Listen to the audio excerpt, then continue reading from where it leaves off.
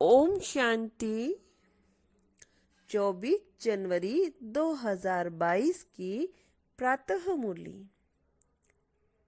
आज मीठे बाबा ने हम बच्चों के लिए क्या कहा है, यह मुरली में सुनते हैं।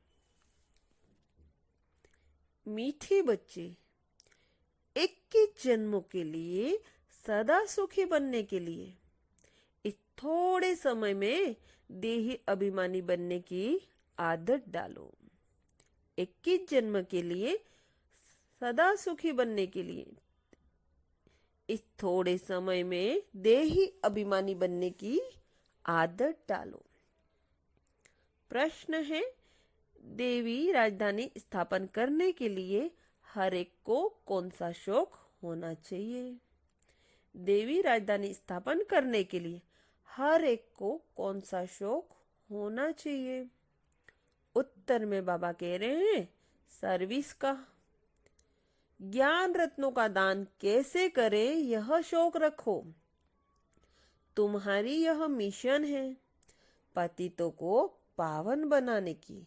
इसलिए बच्चों को राजाई की वृद्धि करने के लिए खूब सर्विस करनी है। जहां भी मेले आदि लगते हैं, लोग स्नान करने जाते हैं, वहां पर्चे छपवा कर बांटने हैं, ढिंडोरा पिटवाना है। गीत है, तुम्हें पाकर हमने जहां पा लिया। ओम शांति। निराकार शिव बाबा बैठकर हम बच्चों को समझते हैं कि बच्चे देही अभिमानी भव। अपने को आत्मा समझो और बाप को याद करो। हम आत्मा हैं, हमको बाप पढ़ाते हैं। बाबा ने समझाया है, संस्कार सब आत्मा में ही रहते हैं।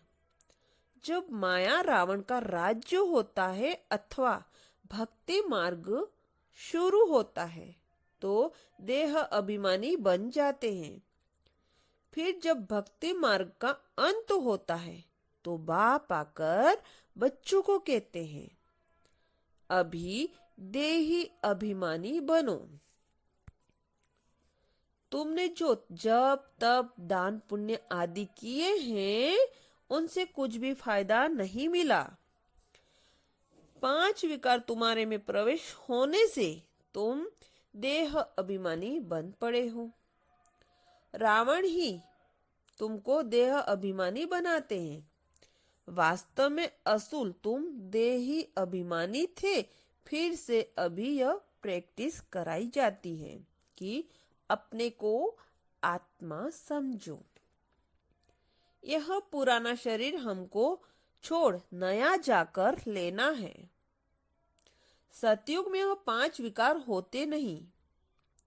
देवी देवता जिनको श्रेष्ठ पावन कहा जाता है, वह सदैव आत्म अभिमानी होने के कारण 21 जन्म सदा सुखी रहते हैं। फिर जब रावण राज्य होता है तो तुम बदलकर देह अभिमानी बन जाते हो। इसको सोल कॉन्सेंस और उनको बॉडी कॉन्सेंस कहा जाता है। निराकारी दुनिया में तो बॉडी कॉन्सेंस और सोल्स कॉन्सेंस का प्रश्न नहीं उठता है। वह तो है ही सोल्स वर्ल्ड। यह संस्कार इस संगम युग पर ही होते हैं।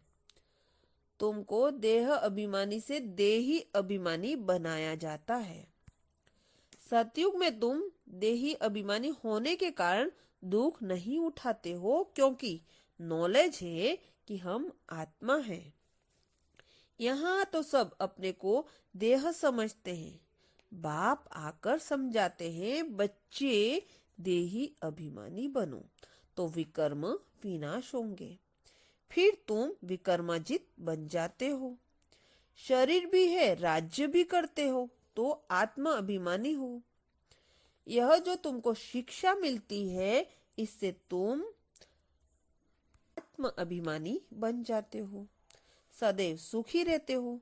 सोल्स कॉन्सेंस होने से ही तुम्हारे विकर्म विनाश होते हैं। इसलिए बाबा समझाते हैं, मुझे याद करते रहो तो विकर्म विनाश होंगे। वह गंगा स्नान जाकर करते हैं, परंतु वह कोई पतित पावनी तो है नहीं, न योग अग्नि है जिससे विकर्म भस्म हो।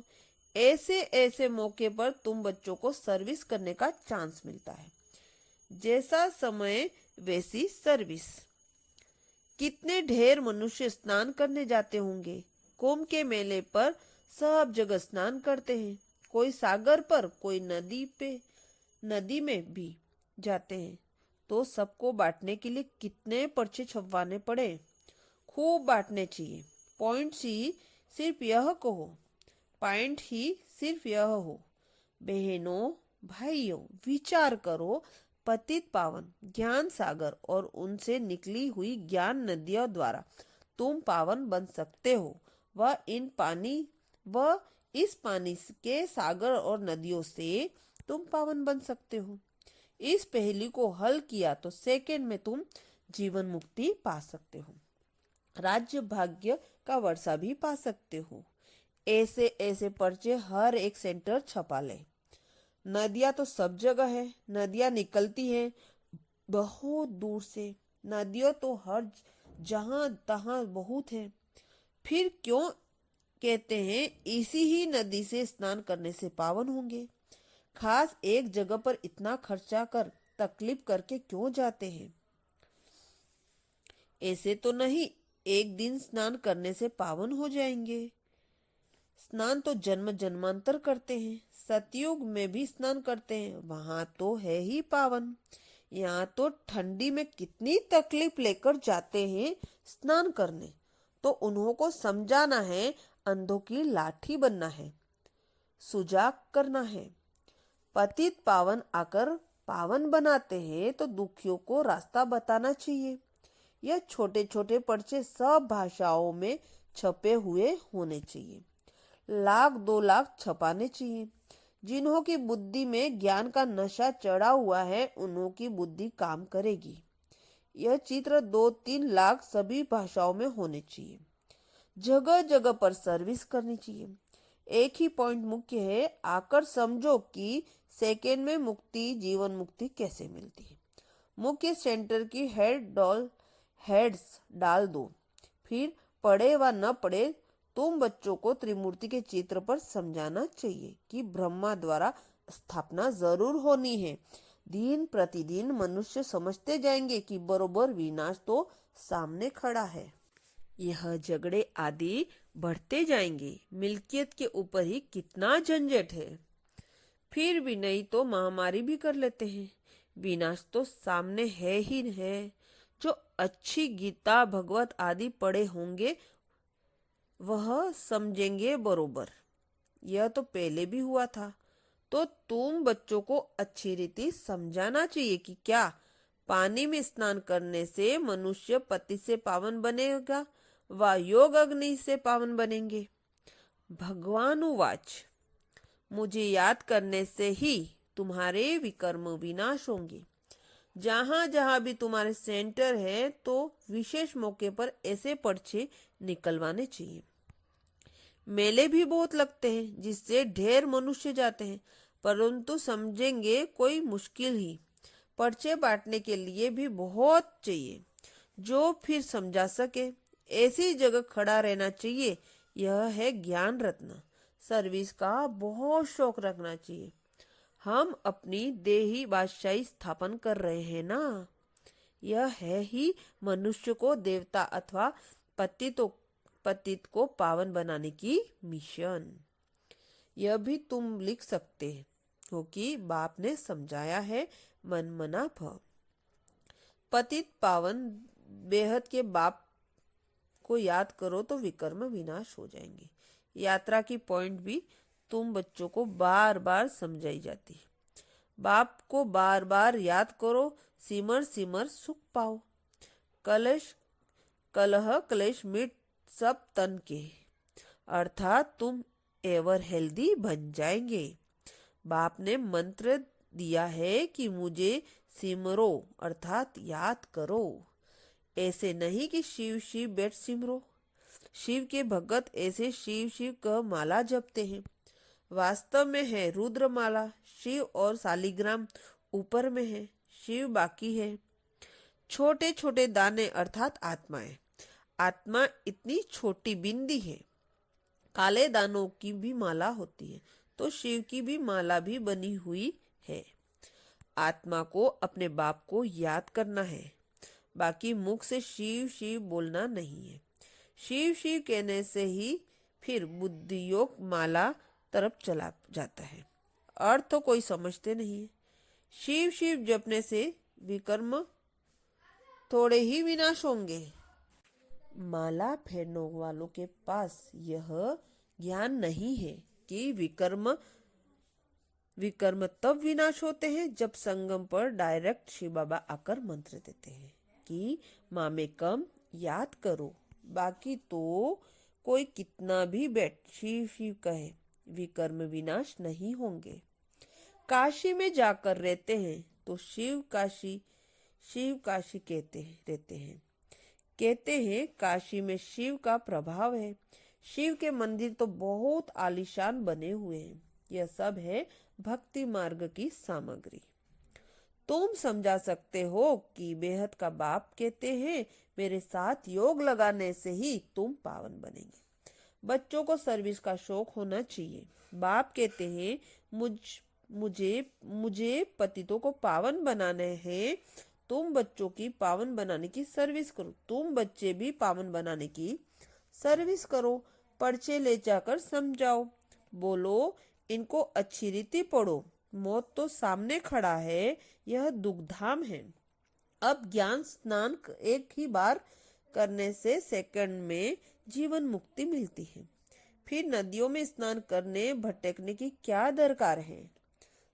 हमको सेकंड में जीवन मुक्ति मिलती है तब ढिंडोरा पिटवाते हैं, नहीं तो कोई धन थोड़े ही ऐसे पर्चे छपवा सकते हैं। बच्चों को सर्विस का बहुत शौक होना चाहिए। पहेलियां भी जो बनवाई है वह सर्विस के लिए है। बहुत है जिनको सर्विस का शौक नहीं है, ध्यान में ही नहीं आता कि कैसे सर्विस करें। इसमें बड़ी अच्छी चमत्कारी बुद्धि चाहिए। जिनके पैरों में देह अभिमान की कड़ियां जंजीरें पड़ी हैं तो देही अभिमानी बन नहीं सकते हैं। समझा जाता है यह क्या जाकर पद पाएंगे, तरस पड़ता है। सब सेंटर में देखा जाता है कौन कौन पुरुषार्थ में तीखे जा रहे हैं।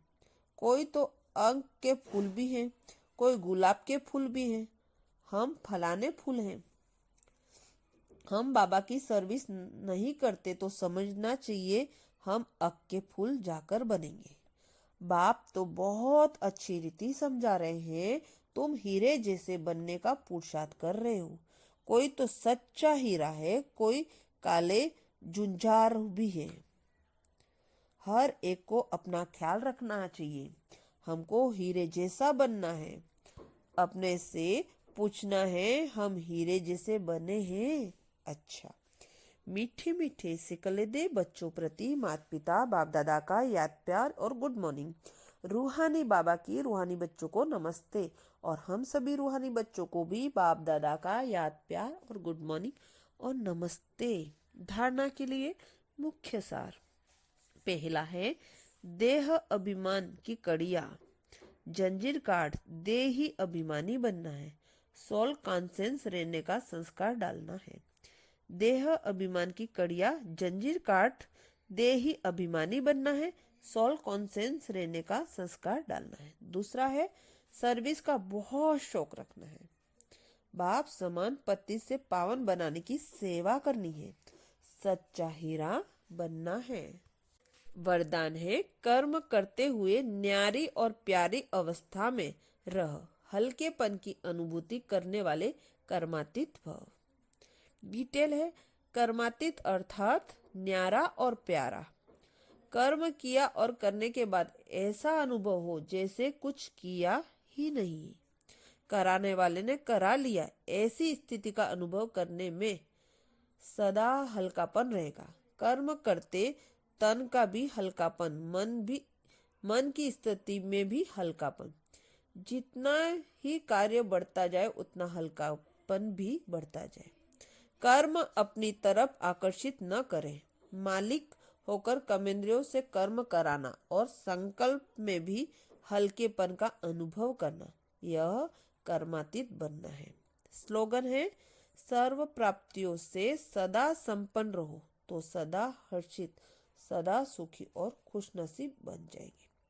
सर्व प्राप्तियों से सदा संपन्न रहो तो सदा हर्षित, सदा सुखी और खुशनसीब बन जाएंगे।